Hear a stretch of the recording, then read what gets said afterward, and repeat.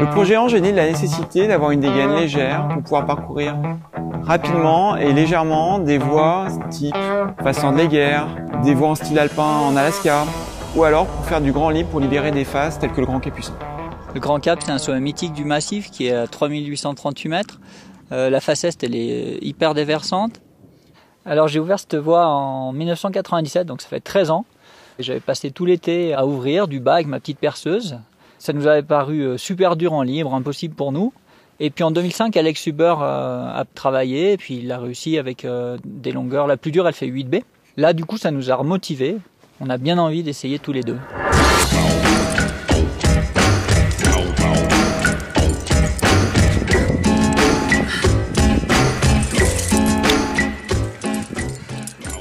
C'était un peu mouillé. Premiers essais, là, c'est un peu... Déjà, j'arrive pas à respirer, c'est un poil mouillé. Et ouais, on va y retourner là, mais ça va.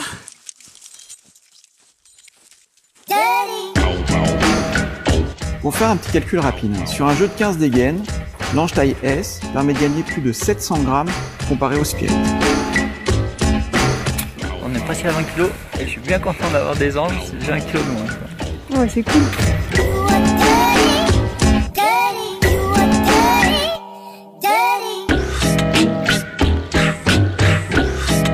Il y a plus de 2 ans, j'étais mis au bureau.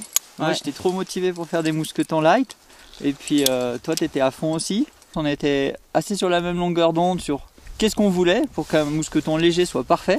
Tout l'enjeu était en fait de faire un vrai mousqueton léger qui soit confortable sur les normes du Spirit, un vrai mousqueton qui soit Kellogg, ouais. Pas juste un mousqueton light. Mousqueton léger qui ait les qualités d'un mousqueton lourd, quoi.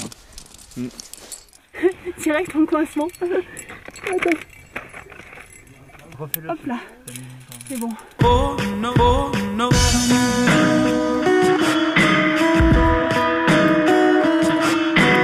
La voie, elle est sur la droite de la façade du Grand Capucin. Elle n'est pas très loin de la Bonati, elle la croise 2 fois. Ça finit à 3838 mètres. On est vraiment en haute altitude, ce qui n'est pas très simple à gérer pour grimper. Donc en fait dans la voie on emporte une 50aine de mousquetons, donc ça on grimpe avec ça sur nous. Et quand on gagne 20 grammes par mousqueton, c'est vrai que ça fait facilement vite 1 kg de moins à porter. Et c'est super important quand tu veux être performant, surtout dans de la difficulté comme ça, en escalade, en montagne, quoi. C'est presque capital le poids. Là dans la voie on va rencontrer tout type d'amarrage, quelques spits, il y a des coinceurs et il y a des pitons. Et du coup, l'ange avec son bec super fin, on arrive à rentrer dans des pitons qui sont encombrés de cordelettes assez facilement. Et ça, c'est un vrai plus, quoi.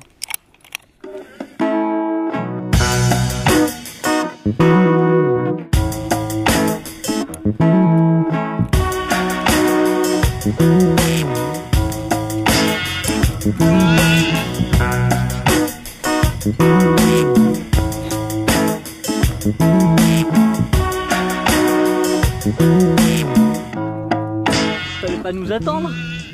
Bah si, Fallait y aller. on va y aller après. C'est gentil de nous attendre. Quand t'es en second, des fois c'est pas super confortable dans les traversées pour démousquetonner. Et là ce qui est bien avec le système Kellogg en fait c'est que le bec est complètement lisse. Donc ça accroche pas. Quand on enlève de la corde comme ça sort direct.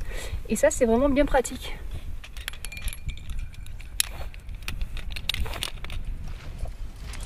Hop, bon ça va? Très bien. De l'autre côté? Ouais, très bien. Tu me bâches à droite? Je te passe à droite. Alors pourquoi le monofil? En fait le monofil c'est pas un doigt classique comme il y a sur un Spirit et c'est pas non plus un doigt fil comme on a sur d'autres mousquetons qui existent sur le marché. C'est un hybride entre les deux. En même temps, comme sur les doigts fil, on a un fil qui est quand même très fin, qui permet de gagner pas mal de poids et qui permet d'avoir un mousqueton qui au final est un peu plus compact que les autres tout en gardant toutes les fonctionnalités et toutes les facilités d'usage qu'on a avec un plus gros mousqueton.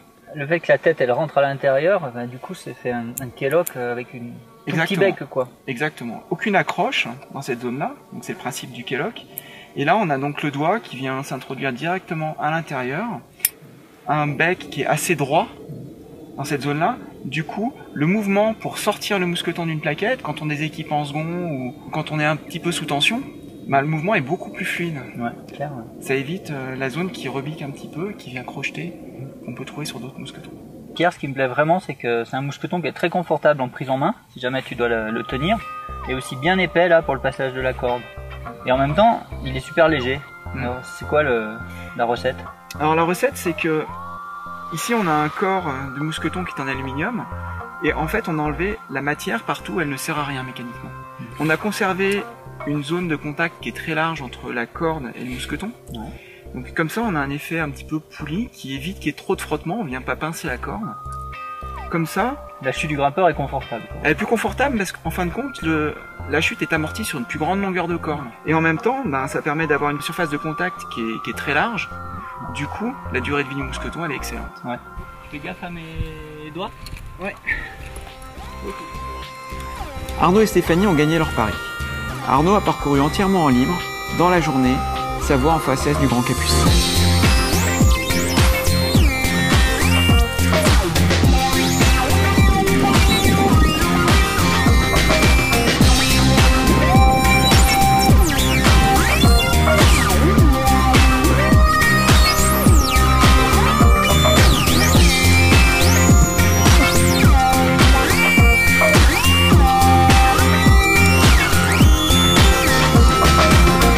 Bah en plus c'est sculpté, c'est pas